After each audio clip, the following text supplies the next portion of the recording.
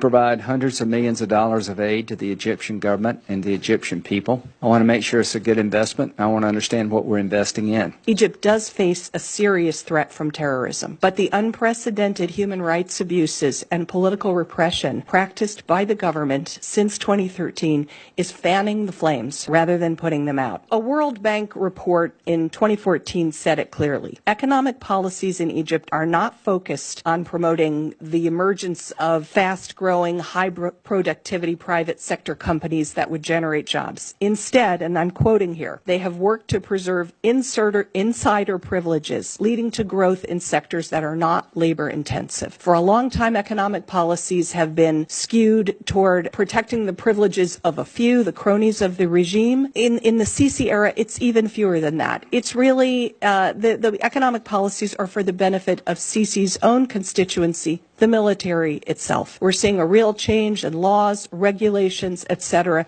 that are allowing the military, rather than the private sector, to take up more and more economic activity. That's what's behind these mega construction projects that Sisi has been carrying out.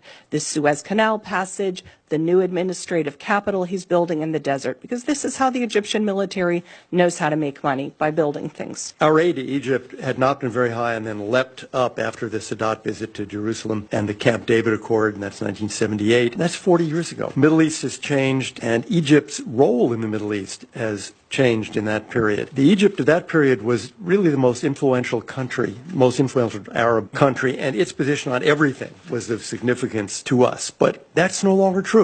Egypt has no role of significance when it comes to the conflict in Yemen or in Iraq or in Syria, nor really on the Israeli-Palestinian conflict itself. Egypt's weight in the region has really declined. The Egyptian military is actually spending huge amounts of money enhancing their conventional capability. In February 2015, they purchased 24 Dassault Rafale multi-role fighters, a frigate, and missiles from France. And that was a deal worth nearly $6 billion. 2014, they bought 4 naval corvettes from France. That was $1.35 billion. Fall of 2015, 2 Mistral helicopter carriers from France. Large purchases from Russia. How do purchases like an anti-ballistic missile system from Russia and advanced combat jets really combat terrorist groups like ISIS? How do submarines? Yet Egypt just last week received the first of 4 German-made attack submarines. Total cost €1.4 billion. More and more, it looked to us that Egypt is becoming a country that sucks up aid, a lot more from the Gulf states than from us, as you know, contributing very, very little to regional security and treating the aid as an entitlement that simply must continue and continue and continue. Yes, they are engaged with ISIL in the Sinai, but as we've heard,